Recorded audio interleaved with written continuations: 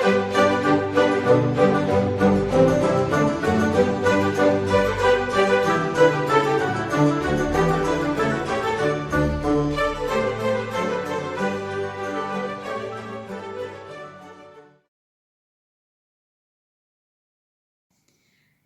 saudara-saudaraku yang terkasih di dalam Tuhan, dimanapun Anda berada, bertemu lagi dengan saya Rina Solihin dalam channel Rina Menjawab.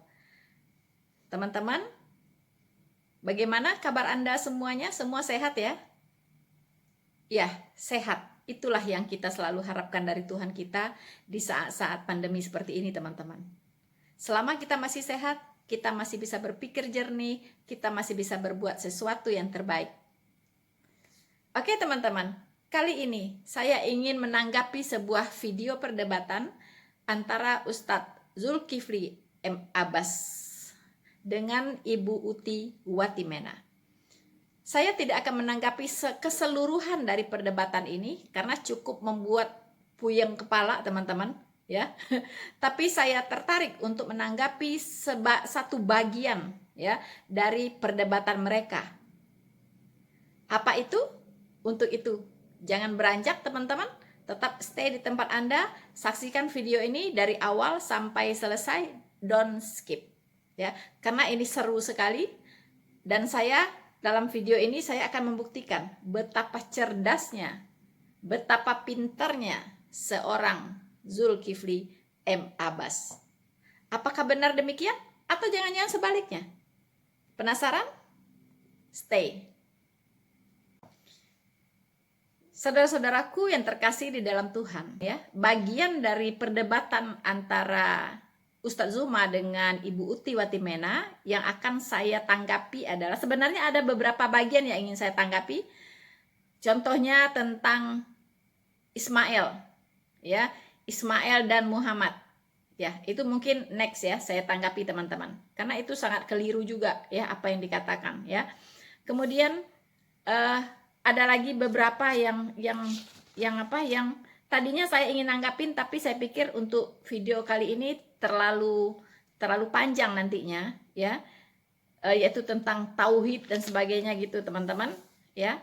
Dan kali ini saya hanya akan menanggapi satu bagian saja di mana Ustadz Zuma mengklaim ya bahwa Yesaya 42 ayat 1 sampai 25 itu adalah nubuatan untuk nabinya Muhammad, teman-teman. Jadi saya lihat begitu pedenya, ya, begitu percaya dirinya dia mengatakan bahwa ini nubuatan untuk Muhammad, teman-teman. Memang sejauh yang saya amati, ya, Ustadz Zuma ini sok pinternya itu nggak ketulungan ya, nauzubillah min zalik. Orang bilang begitu teman-teman ya, sok pinter banget gitu ya, bukan pinter tapi sok kepintaran gitu, padahal nggak tahu apa-apa tentang Alkitab ya. Dia hanya comot-comot ayat lalu tafsirkan seenak udalnya dia begitu ya. Tapi karena cara bicaranya persis seperti tukang obat ya, mencerocot-cerocot ya, nyerocosnya itu luar biasa ya teman-teman. Jadi seolah-olah apa yang dia katakan itu benar begitu ya. Dan umatnya pun, umat-umatnya dia, teman-temannya muslim-muslim ini terkagum-kagum teman-teman dengan dia. Ya karena orang yang nggak tahu apa-apa ya, sama ibaratnya orang buta menuntun orang buta teman-teman ya. Orang buta menuntun orang buta ya seperti itu. Karena sama-sama nggak tahu gitu ya. Jadi sangat mengagumi seorang Ustadz Zuma ini. Ya mereka pikir ini Ustadz yang paling hebat lah dalam berdebat dengan Kristen, menguasai Alkitab dan sebagainya. Padahal semuanya nggak ada yang benar yang dia pahami dari Alkitab itu. Saya belum pernah menemukan dia memahami ayat Alkitab itu dengan benar. Belum pernah sampai hari ini teman-teman. Sekali-sekali saya ingin mendengar dia benar gitu dalam memahami Alkitab. Ternyata tidak pernah benar. Selalu saja salah memahami Alkitab. Ya, tapi karena cara membawakannya itu meyakinkan seperti tukang obat jual kecap nomor 1. Ya, jadi orang yang nggak tahu merasa dia udah pintar gitu teman-teman ya. Nah, jadi saya melihat Zuma ini ya ibarat orang buta ya, ingin mengenal gajah. Ya, dia ingin mengenal gajah itu seperti apa begitu, teman-teman. Ya. Nah, orang buta ini meraba-raba dong, ya kan? Terpeganglah ininya, belalainya, teman-teman. Kalau dia terpegang belalainya, dia akan bercerita dengan penuh percaya diri bahwa gajah itu seperti ular, katanya begitu. Ya. Seperti ular, ya. Besarnya kira-kira segini, begitu kan? Panjangnya sekian gitu kan, mungkin dia atau gini ini gajah seperti ini ya, begitu kan. Nah teman-teman, kalau dia pas kebetulan yang dia pegang adalah gading gajah gading gajah yang keras, dia akan bercerita dengan penuh percaya diri, kuar-kuar ya, bahwa gajah itu seperti tongkat, teman-teman ya. Gajah itu seperti tongkat. Dia ceritakan begitu, bagaimana dia menceritakan gajah itu seperti tongkat. Kalau dia terpegang telinganya, teman-teman, telinga gajah yang dia pegang kan lebar, teman-teman ya. Wah, dia bilang ini seperti nampan. Ya, bulat seperti nampan, dia bilang. Nah, itulah kalau orang buta ingin mengenal gajah, ya seperti itu. Apa yang terpegang ya seperti itulah, katanya. Persis dengan Ustadz Zuma ini, begitu ya. Jadi 1-2 ayat dia pegang, dia tafsirkan sendiri seenak udahnya. Padahal Alkitab tidak bisa demikian. Alkitab itu penjelasannya ya, penjelasan dari ayat-ayat Alkitab itu tersebar di seluruh Alkitab, begitu. Misalnya satu ayat, Anda tidak bisa langsung tafsirkan ya, karena ada ayat-ayat paralelnya yang tersebar di sepanjang Alkitab, begitu. Nah, dari membaca ayat-ayat yang paralel inilah Anda baru bisa menyimpulkan. Tidak bisa satu ayat baca hafal mati langsung diterjemahkan. Di otaknya udah ada tuh pengetahuan dasar tentang pengajaran Islam kan. Akhirnya ya cocokmologi gitu. Ya kan? Jadi apa yang dia sampaikan semuanya cocokmologi. Jadi jauh dari kebenaran. Oke teman-teman, untuk tidak berlama-lama, kita akan mendengarkan dulu apa lagi ciloteh dari Ustadz Zuma ini, teman-teman. Mari kita simak baik-baik dan perhatikan kata perkatanya. Selamat mendengarkan. Kemudian di dalam Yesaya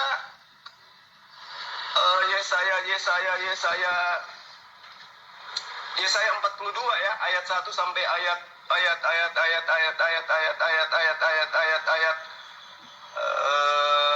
Yesaya 42 ayat sampai kepada ayat 25.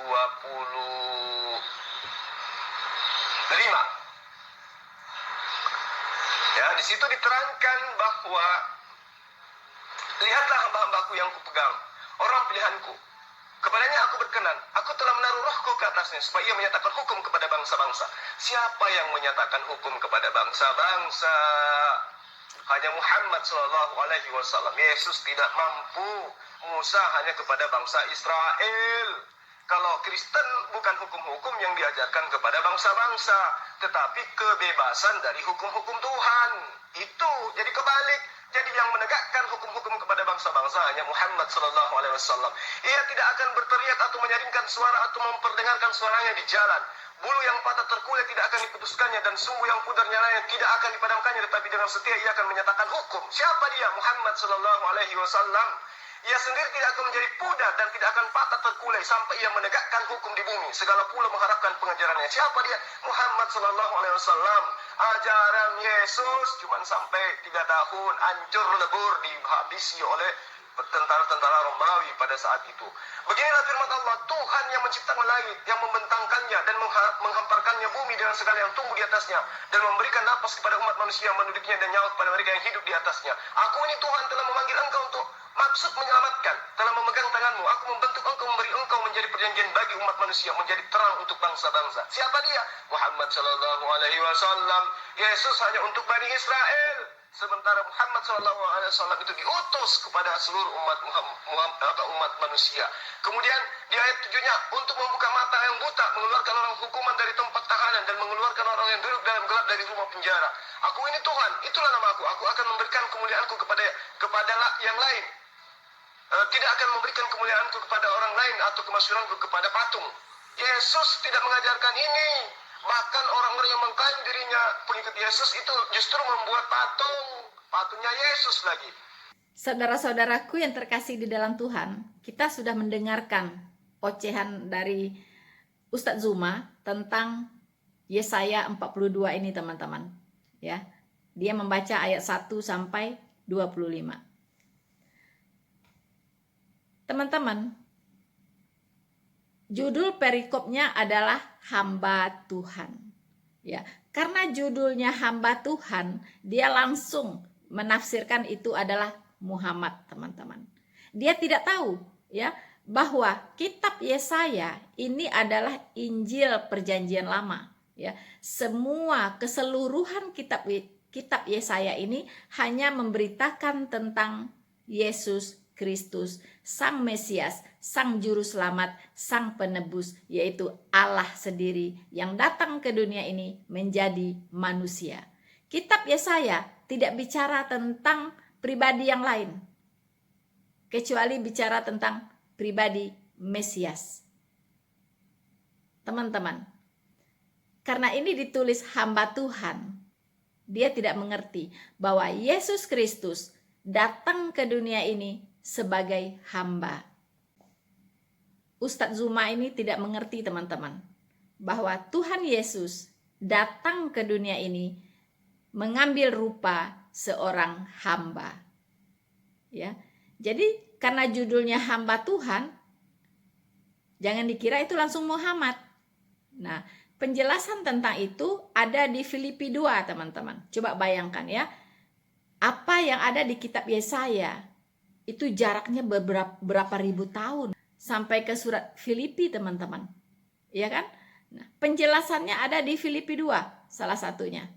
Saya akan bacakan Filipi 2 ayat 5 sampai 11, ya. Di situ penjelasan tentang hamba ini, teman-teman. Saya bacakan untuk kita semua.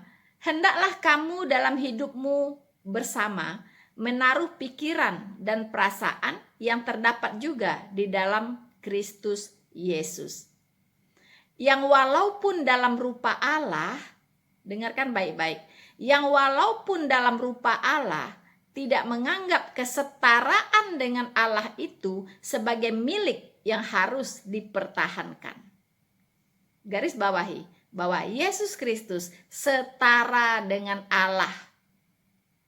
Setara. Ya. Yesus Kristus tidak setara dengan Muhammad, jauh. Ya, tapi setara dengan Allah. Melainkan, dengarkan baik-baik, melainkan telah mengosongkan dirinya sendiri dan mengambil rupa seorang hamba dan menjadi sama dengan manusia. Ya. Jadi dia mengambil rupa seorang hamba dan menjadi sama dengan manusia. Dan dalam keadaannya sebagai manusia, saya ulangi, dan dalam keadaannya sebagai manusia, ia telah merendahkan dirinya dan taat sampai mati, bahkan sampai mati di kayu salib. Garis bawahi, Tuhan tidak bisa mati. Ya, orang Kristen dituduh bodoh ya oleh para ustadz-ustadz ini. Halo, orang Kristen tidak sebodoh yang Anda pikir. Orang Kristen lebih tahu ya, lebih pintar dari kalian semua bahwa tidak mungkin Tuhan bisa mati. Ya. Mereka mengatakan orang Kristen bodoh karena percaya bahwa Tuhan itu bisa mati.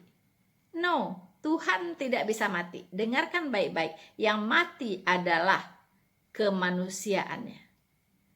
Itulah sebab dia datang menjadi manusia ke bumi ini supaya bisa mati. Bisa mati. teman-teman. Memang Tuhan tidak bisa mati. Makanya dia harus jadi manusia dulu. Supaya manusianya ini yang mati. Untuk menggantikan hukuman semua orang yang percaya kepadanya. Ya, dengarkan ini, garis bawahi bahwa di dalam keadaannya sebagai manusia, ini penting, camkan di seluruh otaknya umat muslim. Ya, apalagi yang ustadz-ustadz itu ya, camkan ini baik-baik. Tanamkan di otak-otak Anda semua bahwa dalam keadaan Yesus Kristus sebagai manusia, dia telah merendahkan dirinya dan taat sampai mati, bahkan sampai mati di kayu salib dalam keadaannya sebagai manusia. Oke? Itulah sebabnya Allah sangat meninggikan dia, mengaruniakan kepadanya nama di atas segala nama. Artinya apa? Nama yang berkuasa. Itulah Yesus Kristus. Supaya dalam nama Yesus, ya, supaya dalam nama Yesus bertekuk lutut segala yang ada di langit dan yang ada di atas bumi dan yang ada di bawah bumi. Tahu di bawah bumi apa? Neraka. Jadi neraka itu bertekuk lutut kepada nama Yesus. Karena itulah Tuhan Yesus bisa keluar dari neraka itu setelah menggantikan hukuman dosa semua orang yang percaya kepadanya. Dan neraka itu tidak berkuasa atasnya. Neraka itu bertekuk lutut kepada Tuhan Yesus. Makanya Tuhan Yesus bisa bangkit pada hari ketiga. Ya. Jadi itulah sebabnya. Supaya dalam nama Yesus bertekuk lutut segala yang ada di langit, segala yang ada di atas bumi, dan yang ada di bawah bumi. Dan segala lidah mengaku, Yesus Kristus adalah Tuhan bagi kemuliaan Allah Bapa. Ya, semua lidah akan mengaku bahwa Yesus Kristus adalah Tuhan.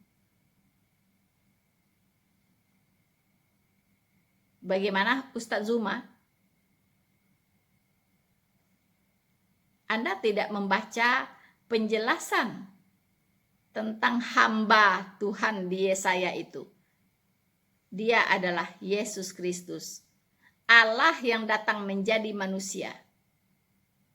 Sama seperti hamba, sama seperti manusia. Ya. Nah, lain kali jangan salah lagi, ya. Kalau orang sudah diajarkan satu kali, lalu mengulangi lagi kesalahan yang sama, itu namanya apa? Coba. Bebal, degil, ya, dablek.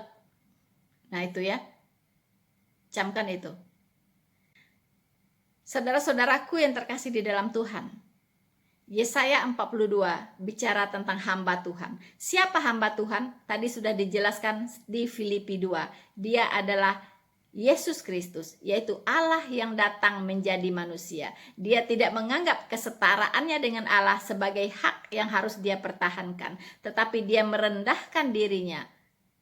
Ya, merendahkan dirinya dalam keadaannya sebagai manusia. Dia mati di kayu salib. Dalam keadaannya sebagai manusia, dia mengambil rupa seorang hamba dan setia sampai mati di kayu salib. Itu jangan lupa. Ini penjelasan dari sebutan hamba Tuhan di Yesaya 42. Lalu mari kita lihat apa yang dibicarakan di Yesaya 42 ini. Baiklah, saya akan membacakan untuk kita semua. Lihat, itu hambaku yang kupegang, orang pilihanku yang kepadanya aku berkenan. Aku telah menaruh rohku ke atasnya supaya ia menyatakan hukum kepada bangsa-bangsa. Ustadz Zuma mengatakan, yang menyatakan hukum-hukum itu adalah Muhammad. Halo, Yesus Kristus, Tuhan Yesus menyatakan hukum kepada seluruh bangsa, yaitu hukum kasih. Hukum kasih, catat ya, hukum kasih. Karena dengan hukum Taurat tidak ada orang yang bisa selamat. Orang hanya bisa diselamatkan oleh hukum kasih. Oke? Ia tidak akan berteriak atau menyaringkan suaranya atau memperdengarkan suaranya di jalan. Buluh yang patah terkulai tidak akan diputuskannya, dan sumbu yang pudar nyalanya tidak akan dipadamkannya. Tetapi dengan setia ia akan menyatakan hukum. Ia sendiri tidak akan menjadi pudar dan tidak akan patah terkulai. Sampai ia menegakkan hukum di bumi, segala pulau mengharapkan pengajarannya.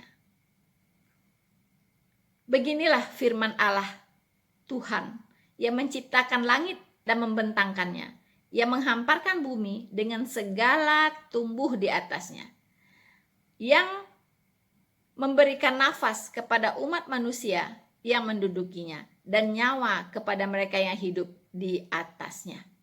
Aku ini Tuhan telah memanggil engkau untuk maksud penyelamatan. Telah memegang tanganmu, aku telah membentuk engkau dan memberi engkau menjadi perjanjian bagi umat manusia. Ini bicara tentang perjanjian baru, teman-teman. Ya, menjadi terang untuk bangsa-bangsa, untuk membuka mata yang buta, untuk mengeluarkan orang hukuman dari tempat tahanan, dan mengeluarkan orang-orang yang duduk dalam gelap dari rumah penjara. Aku ini Tuhan, itulah namaku. Aku tidak akan memberikan kemuliaanku kepada yang lain, atau kemasyhuranku kepada patung. Nubuat-nubuat yang dahulu sekarang sudah menjadi kenyataan. Hal-hal yang baru hendak ku beritahukan. Sebelum hal-hal itu muncul, aku mengabarkannya kepadamu. Ya, jadi semua ini dikabarkan oleh Allah tentang hamba ini, teman-teman. Bahwa hamba ini adalah datang membawa misi penyelamatan. Untuk maksud penyelamatan. Ya, untuk membebaskan orang-orang dari hukuman, artinya membebaskan orang-orang dari hukuman dosa. Ya, di sini dikatakan untuk membuka mata yang buta, untuk mengeluarkan orang hukuman dari tempat tahanan. Ini perumpamaan, teman-teman. Mengeluarkan orang hukuman itu orang-orang yang sudah berada di dalam hukuman dosa, yaitu neraka. Tahanan itu adalah neraka. Nah, Yesus Kristus datang untuk membebaskan manusia-manusia berdosa ini dari hukuman neraka, teman-teman. Ya, jadi bukan datang untuk apa? Bukan, ya, untuk datang untuk menyelamatkan, membebaskan umat manusia, semua bangsa di dunia ini bebas dari penghukuman neraka, penghukuman dosa, teman-teman. Nah, jadi dia dipanggil dengan satu tujuan, untuk maksud penyelamatan, bukan untuk yang lain. Maksud penyelamatan. Itulah namanya disebut juru selamat. Ya, makanya disebut juru selamat karena dia datang untuk maksud penyelamatan. Muhammad bukan juru selamat. Tidak pernah dia mengatakan dirinya sebagai juru selamat. Ya, jangan macam-macam Ustadz Zuma, ya. Kemudian apa buktinya bahwa ini adalah nubuatan untuk Tuhan Yesus, bukan untuk Muhammad? Saya akan tunjukkan kepada Anda. Stay di tempat, jangan kemana-mana, teman-teman. Bagi yang belum subscribe, like, silahkan. Dan kita akan buktikan, ya, kita akan buktikan bahwa ini betul-betul nubuatan untuk Tuhan Yesus, bukan untuk nabinya Ustadz Zuma. Saudara-saudaraku yang terkasih dalam Tuhan, sekarang saya akan membuktikan bahwa Zuma itu salah kaprah, ya, bicara sembarangan bahwa itu adalah nubuatan untuk Muhammad. itu omong kosong, teman-teman, ya. Itu adalah sebuah kebodohan dari seorang Ustadz Zuma. Untuk itu saya akan membuktikan, ya, bahwa apa yang dikatakan oleh Ustadz Zuma itu dengan sok kepintarannya itu adalah sebuah kebodohan, ya. Itu sebuah tipu-tipuan, teman-teman, ya. Dia itu tidak pintar tapi sok pintar. Nah, saya akan buktikan, ya, namanya nubuatan harus ada penggenapan. Ini harus dicamkan nih, ya, oleh Ustadz Zuma ini dan semua teman-teman muslim. Kalau bicara nubuatan harus ada penggenapan dan penggenapannya harus tepat, ya. Penggenapan dari kitab Yesaya 42 tadi yang dibacakan oleh Zuma dan diklaim sebagai nubuatan untuk Muhammad, saya akan buktikan di Matius 12. Disinilah ada pembuktiannya, penggenapannya, teman-teman, ya. Disinilah pembuktian penggenapan dari Yesaya 42 itu. Matius 12 ayat 15 sampai 21. Ini penggenapan dari Yesaya 42 ayat 1 sampai 25 tadi. Judulnya adalah Yesus hamba Tuhan. So, ya, dari judul saja itu sudah jelas, teman-teman, ya. Yesus hamba Tuhan itu perikopnya Matius 12. Ingat, Zuma ini yang menulis bukan Rasul Paulus, ya. Jangan dikit-dikit Paulus lagi yang Anda salahkan, ya kan? Ini adalah Matius yang menulis. Saya akan bacakan untuk kita semua. Banyak orang mengikut Yesus dan ia menyembuhkan mereka semuanya. Wow, memang itulah mukjizatnya Tuhan Yesus, ya. Ia dengan keras melarang mereka memberitahukan siapa dia, supaya genaplah firman yang disampaikan oleh Nabi Yesaya. Nah, itu dia yang di Yesaya 42 tadi yang dibaca oleh Ustadz Zuma itu. Di sini, ya, di sini dikatakan supaya genaplah firman yang disampaikan oleh Nabi Yesaya. Lihatlah, itu hambaku yang kupilih, yang kukasihi, yang kepadanya jiwaku berkenan. Aku akan menaruh rohku ke atasnya, dan ia akan memaklumkan hukum kepada bangsa-bangsa. Ia tidak akan berbantah dan tidak akan berteriak, dan orang tidak akan mendengar suaranya di jalan-jalan. Buluh yang patah terkulai tidak akan diputuskannya, dan sumbu yang pudar nyalanya tidak akan dipadamkannya, sampai ia menjadikan hukum itu menang, dan padanya lah bangsa-bangsa akan berharap. Hello, Mr. Zuma, what do you say about? Terbukti Anda ini harus lebih banyak belajar, ya. Jadi nggak usahlah keluar tentang kekristenan, ya. Cuap-cuap di mana-mana, mengundang-undang orang berdebat, seolah-olah Anda paling jago. Ini terbukti Anda itu tidak tahu apa-apa. Sorry, ya. Tarik ucapan Anda bahwa nubuatan Yesaya 42 itu bukan untuk Muhammad, tetapi Tuhan Yesus. Alkitab adalah firman Allah dan tidak pernah salah. Otakmu selalu salah, tetapi firman Tuhan tidak pernah salah.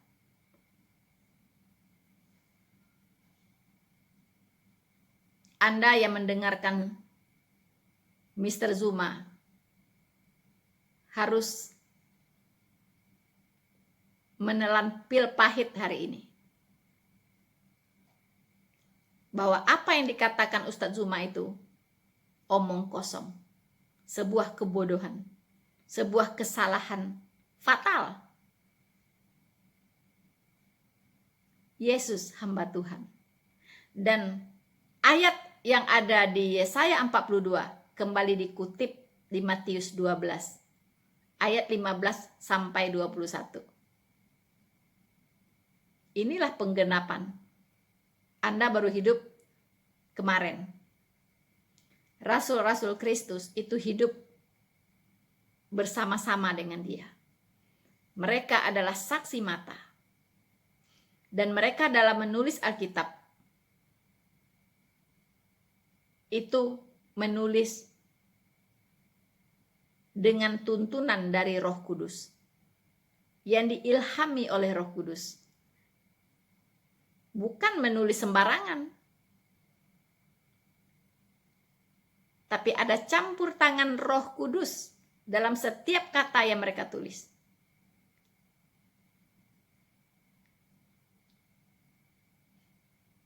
Jadi berhentilah untuk membual.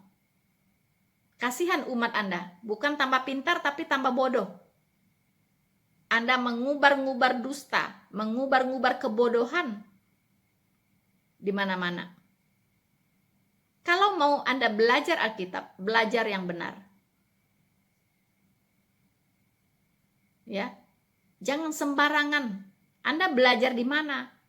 Semua salah apa yang Anda pahami tentang ayat firman Tuhan. Tidak ada yang benar. Semua salah. Ya. Jadi jangan main klaim-klaim. Ya, jangan seenaknya klaim ini, klaim itu, klaim ini.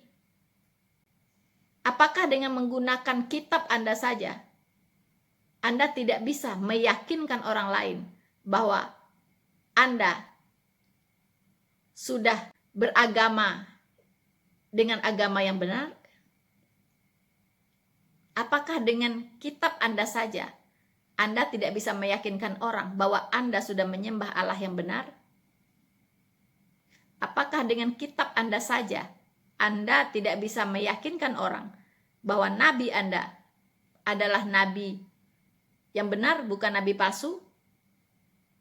Apakah dengan kitab Anda saja, Anda tidak bisa meyakinkan orang bahwa Tuhan yang Anda sembah benar-benar Tuhan?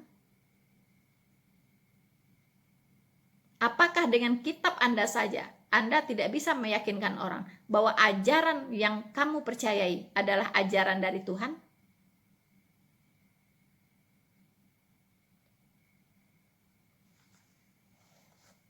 Coba jawab. Karena saya kasihan melihat Anda, sungguh kasihan. Ya, mengais-ngais ayat dari Alkitab untuk membenarkan apa yang Anda imani. Dan itu semua salah. Saya beritahukan Anda, semua umat muslim dan ustadz-ustadz, tanpa Roh Kudus, kalian tidak akan bisa memahami ayat Alkitab dengan benar. Karena Roh Kudus itu adalah roh kebenaran. Hanya Roh Kudus yang bisa menuntun Anda kepada kebenaran.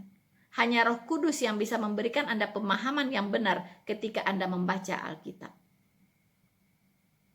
Kalau tidak, ngawur semuanya. Jadi jangan harap jika Anda, siapapun Anda, tidak percaya kepada Yesus Kristus sebagai Tuhan dan Juru Selamat, Anda tidak akan pernah memahami firman Tuhan di Alkitab. Hanya akan jadi bahan tertawaan.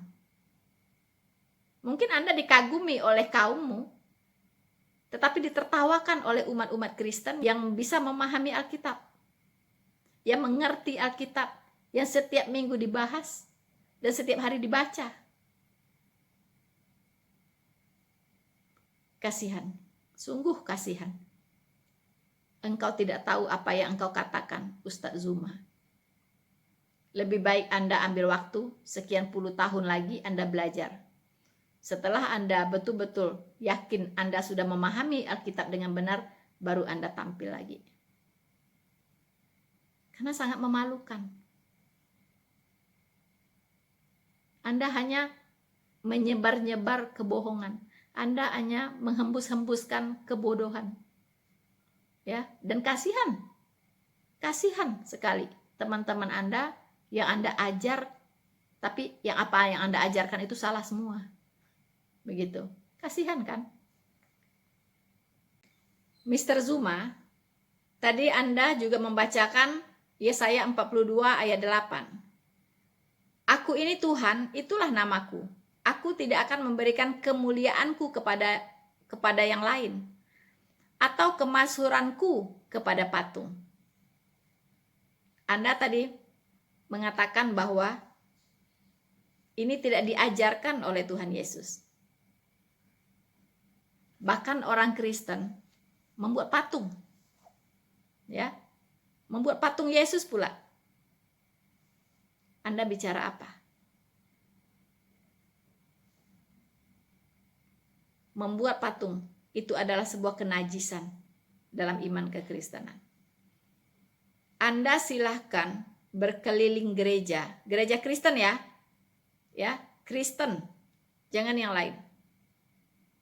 Anda boleh berkeliling semua gereja Kristen, dan kalau ketemu satu patung di dalam gereja itu, hebat. Kalau Anda ketemu satu saja patung di dalam gereja Kristen, Anda hebat. Tapi gereja Kristen loh, bukan yang bukan Kristen ya. Tidak ada orang Kristen, tidak ada patung-patungan.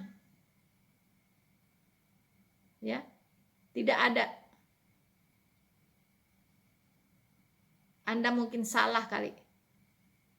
Salah sasaran. Ya, kalau dalam gereja Kristen tidak ada patung mematung. Karena memang tidak boleh. Begitu. Memang ada patung, orang buat patung seperti Yesus, tapi pastikan itu bukan patung Yesus. Ya, dan itu yang buat bukan orang Kristen.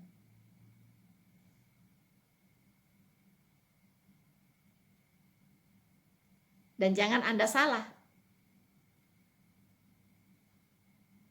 Patung itu salah satu yang dilarang oleh Tuhan. Tapi ada yang lain. Ya.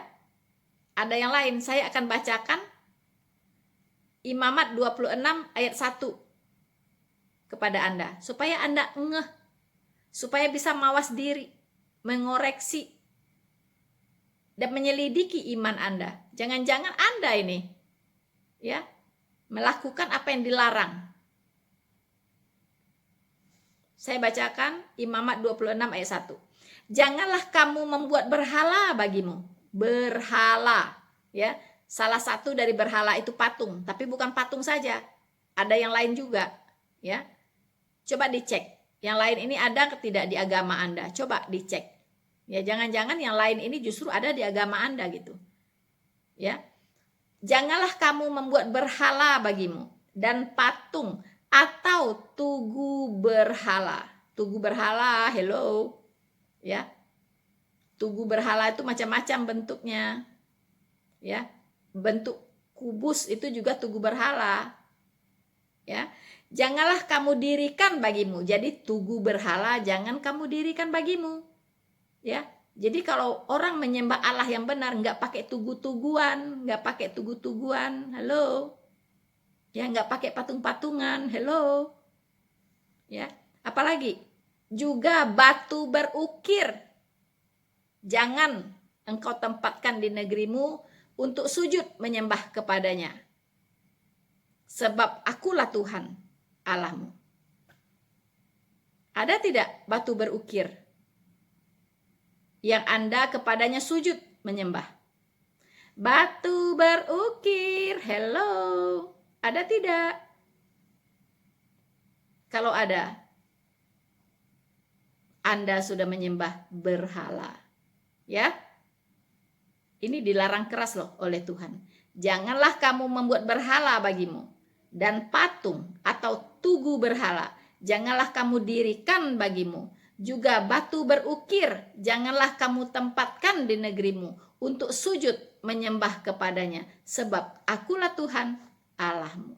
Jadi orang Kristen, kami Kristen tidak punya semua ini. Tidak punya patung, tidak punya tugu berhala, tidak punya batu berukir. Bagaimana dengan Anda, Ustadz Zuma? Silakan dicek di agama Anda. Oke? Setelah itu Anda baru keluar-keluar. Teman-teman, saya sudah memaparkan bahwa apa yang dituduhkan oleh Ustadz Zuma, apa yang diklaim oleh dia bahwa Yesaya 42 itu adalah untuk Muhammad, terbukti salah. So, teman-teman, sekian dulu untuk video kali ini. Jangan lupa untuk terus mendukung channel Noverina Solihin dengan cara like, subscribe, dan share video ini. Tuhan Yesus memberkati kita semua, semakin diserang, semakin terang